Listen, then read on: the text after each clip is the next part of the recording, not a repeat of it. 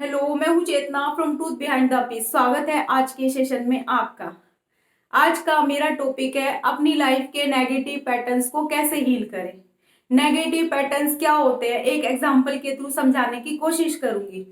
एक व्यक्ति है, एब्यूसिव रिलेशनशिप में है और उस रिलेशनशिप से उसे कुछ लेसन सीखने हैं, लेकिन वो उन लेसन्स को सीखे बिना उस रिलेशन से बाहर आ जाता है और वो लेसन उसे सिखाए जाएंगे किसी और रिलेशनशिप के थ्रू, और वो लेसन उसे तब तक सिखाए जाएंगे जब तक वो लेसन सीख नहीं जाता। इसी तरह ये पैटर्न हमारी लाइफ में रिपीट होता रहता है और एक लाइफ में रिपीट नहीं होता। जब तक हम उस लेसन को सीख नहीं जाते तो हमारी हर लाइफ टाइम में वो रिपीट होगा। इसलिए जरूरी है कि हम अपनी प्रॉब्लम, अपनी सिचुएशन से समझे कि हमारी सिचुएशन हमें क्या सिखाना चाहती है और उस सिचुएशन को समझ के उससे रिलेटेड लेसन को सीख के अपनी लाइफ में आगे बढ़े, तभी हम उस नेगेटिव पैटर्न को तोड़ सकते हैं। भागवत गीता हमें सिखाती है उन नेगेटिव पैटर्न्स को तोड़ना, हमारे लाइफ के चैलेंजेस को कैसे फेस करना है भगवत गीता हमें सिखाती है और किस तरह से हमें डिसीजन लेना है। तो मैं गीता से रिलेटेड लर्निंग्स को आगे भी अपनी वीडियो में लेके आऊंगी।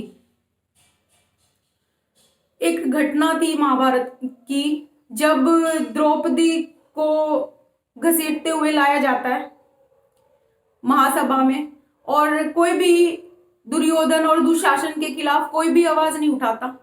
सब चुपचाप बैठे देख रहे हैं, द्रौपदी का चीरहरण हो रहा है और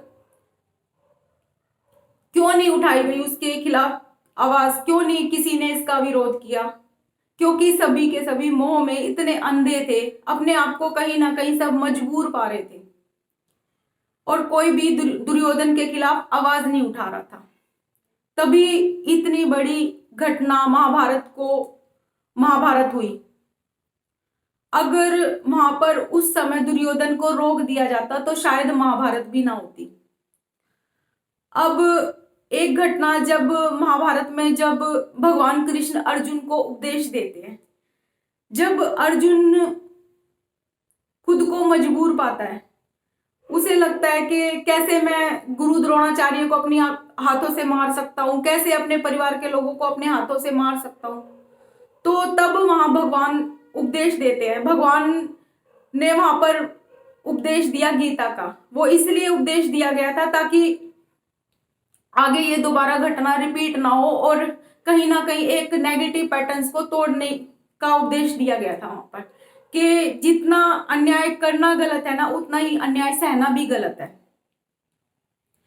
तो इसी तरह हमें अपनी लाइफ के नेगेटिव पैटर्न्स को तोड़ना जरूरी है हमारी लाइफ में, क्योंकि जब तक हम अपने सिचुएशन को समझ के अपने लेसन को सीख के आगे नहीं बढ़ेंगे तो हमारी लाइफ में वो नेगेटिव पैटर्न्स बार बार रिपीट होते रहेंगे।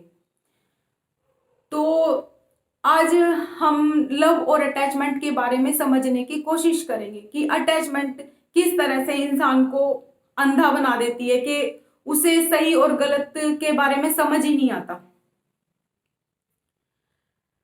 अटैचमेंट में व्यक्ति दूसरे पर डिपेंड हो जाता है और उसे लगता है कि मेरी खुशी की वजह तो यही है और ये व्यक्ति मेरी लाइफ से चला गया तो मैं कैसे खुश रहूंगा।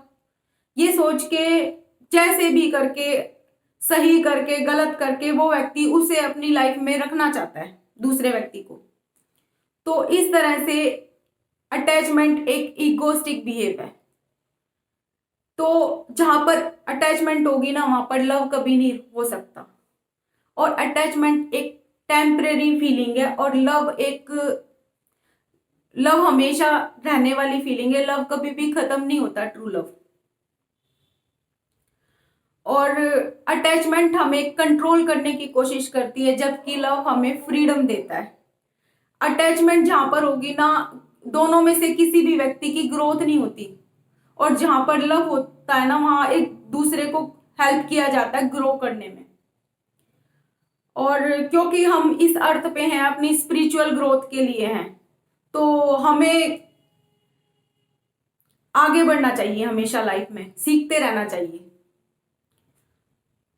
तो आपको समझ आ ही गया होगा कि किस तरह से आप अपनी सिचुएशन को समझ सकते हैं, किस तरह से समझ सकते हैं कि आपको अपनी सिचुएशन से कौन से लेसन सीखने हैं और अपने इस नेगेटिव पैटर्न्स को ब्रेक करके आप एक हैप्पी और पीसफुल लाइफ की तरफ आगे बढ़ सकते हैं।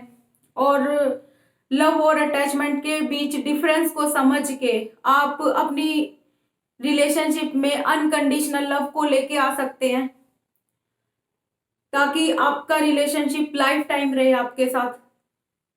और अगर आपकी कोई प्रॉब्लम है और आप चाहते हैं कि आपकी प्रॉब्लम से रिलेटेड मैं वीडियो बनाऊं, तो आप कमेंट करके मुझे बताएं, मैं वीडियो जरूर बनाऊंगी। तो आज के वीडियो में इतना ही, मिलते हैं नेक्स्ट वीडियो में। Thank you very much.